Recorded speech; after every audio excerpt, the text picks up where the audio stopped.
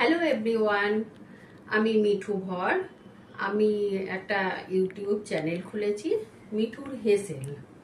আপনাদের সকলকে আমার এই ইউটিউব চ্যানেলে আমি স্বাগত জানাই। আজকে এটা ইউটিউবে আমার প্রথম ভিডিও। আশা করি আপনাদের সকলের ভালো লাগবে। আজকে আমরা বানাবো পাও ভাজি। এটা মহারাষ্ট্রের খাবার। তো চলুন দেখে নিই যে পাও ভাজি বানাতে আমার কি কি ইনগ্রেডিয়েন্টস লাগবে। তো আমরা আমাদের হেসেলে চলে এসেছি। তো পাও ভাজির জন্য ইনগ্রেডিয়েন্টস যেগুলো লাগবে সেগুলো হলো ক্যাপসিকাম, পেঁয়াজ কুচি, রসুন বাটা, টমেটো তিনটে কুচি, আর এদিকে লাগবে লাউ আর আলু, যেগুলোকে আমরা কুকারে সেদ্ধ করে নেব, মটর, আর পাও ভাজি মশলা, কাশ্মীরি রেড চিলি পাউডার, আর ওপর থেকে একটু বাটার দিতে হবে, যেটা বাটার লাগবে আমাদের। তাহলে আমরা এবার রেসিপিটা স্টার্ট করছি। প্রথম স্টেপ হলো আলু আর লাউ সিদ্ধ করতে হবে কুকারে। তো আলুগুলো কুকারে দিয়ে দিলাম, আর লাউটা আমরা এরকম কৌটোতে সেদ্ধ করবো, যাতে আমরা লাউয়ের জলটাও ইউজ করতে পারি পাও ভাজিতে, তাতে পুরো নিউট্রিশনটা আমরা পাবো। তো লাউতে অল্প জল দিয়ে আমরা সিদ্ধ করব। আমরা কুকারেই সিদ্ধ করে নেব এটা। আলুর সাথে দুটো সিটি পড়া অবধি আমরা এটা সিদ্ধ করব।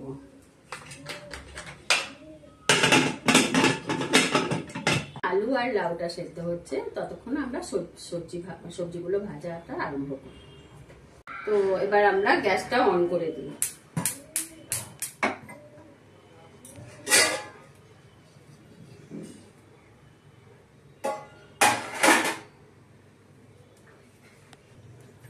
তো কড়াতে আমরা 2 চামচ মতো তেল দিলাম।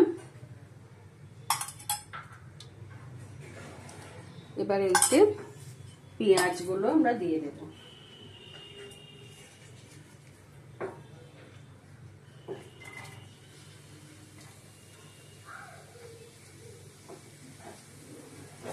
পেঁয়াজগুলো ভালোভাবে ভেজে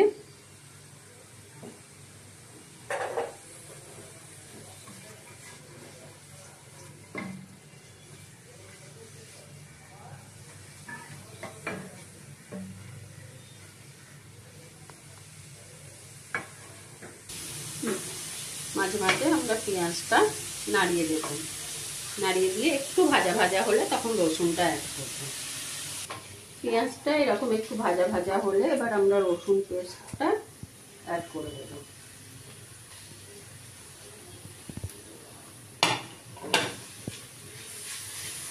এটাকে কাঁচা গন্ধ যাওয়া অবধি একটু ভালোভাবে ভাজতে হবে।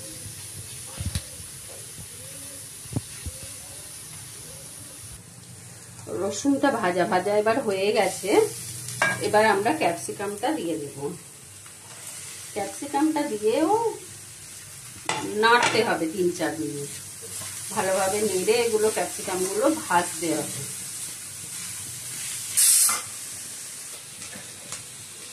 ক্যাপসিকামটা দেখুন ভাজা ভাজা হয়ে গেছে।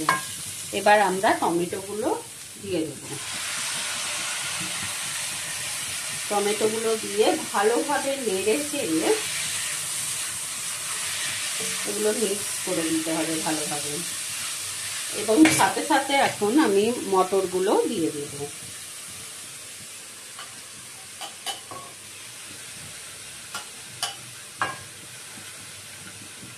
সব একসাথে ভাজা ভাজা হয়ে থাকবে।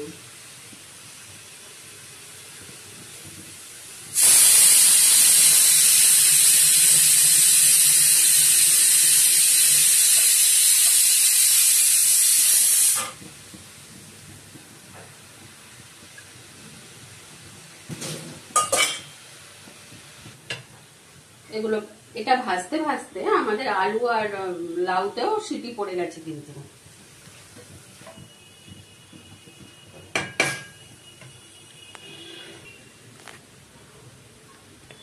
এতে এত সবজি দেয়া আছে, এটা কিন্তু খুবই টেস্টি হয়। তো বাচ্চাদের জন্য আপনারা বানাতেই পারেন।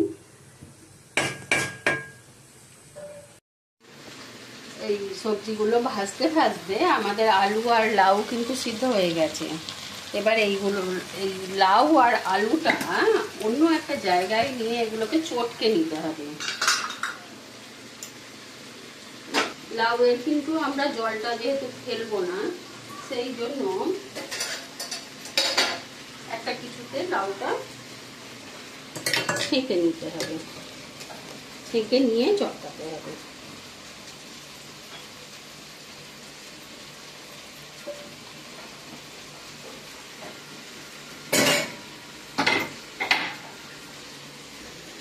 আলুটার জলটা এবার আমরা ছেঁকে নিয়েছি। এবার এই আলু আর লাউ এইগুলো আমরা চটকে নেব,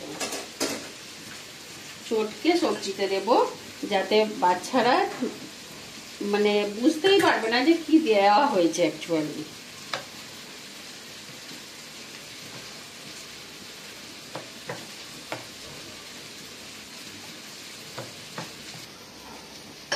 আমি লাউটা আর আলুটা এইভাবে চটকে নিয়েছি।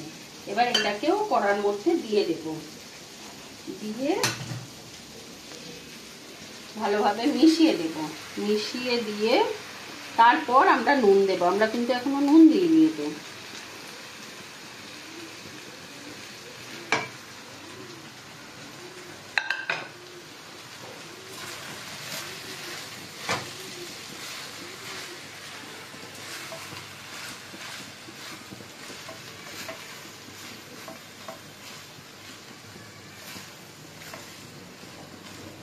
এই সবজিগুলো ভালোভাবে নেড়ে নেড়ে দিয়ে এবারে আমরা নুন দিয়ে দেব।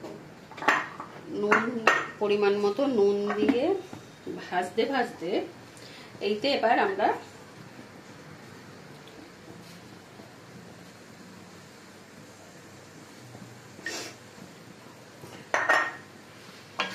ভাজতে ভাজতে এইবার এতে আমরা পাওভাজি মশলাটাও দিয়ে দেব।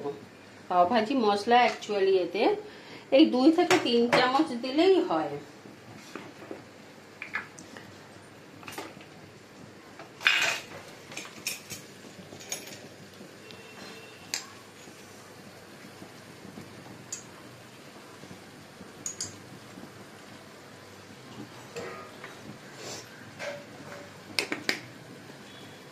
একটু 2 চামচ কাশ্মীরি লাল লঙ্কার গুঁড়ো দেব, এটা জাস্ট কালারের জন্য।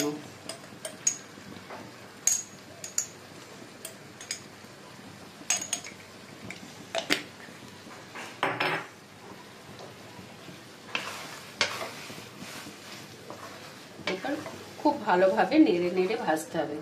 একটা সুন্দর সেন্ট আসছে, মানে গন্ধ আসছে।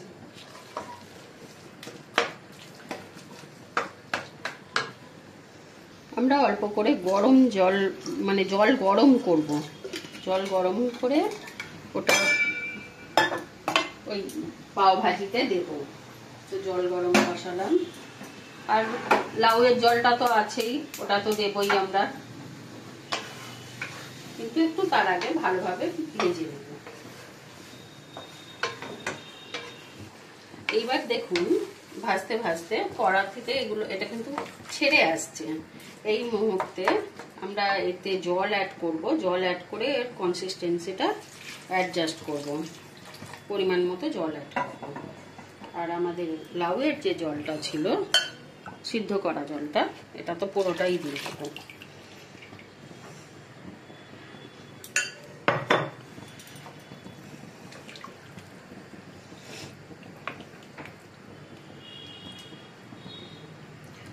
পাও ভাজি একটু পাতলা হয়, যেহেতু পাউতে লাগিয়ে খাওয়া হয়, তাই এটা এর কনসিস্টেন্সি কিন্তু একটু পাতলাই থাকবে। যেহেতু আলু চটকানো আছে, তো ওটা একটু টেনে নেবে।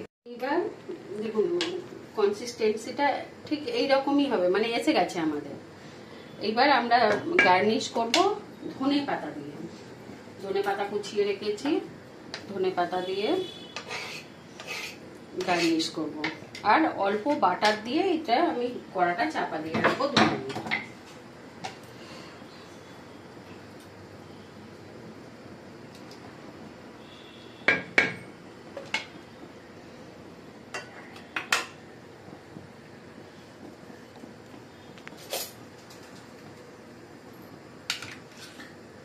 যেহেতু পাওভাজি বাটার দিয়ে মানে খুবই ভালো লাগে, খুব টেস্টি লাগে, তাই বাটার 1 চামচ দিলাম। দিয়ে গ্যাস অফ করে আমি চাপা দিয়ে রাখবো।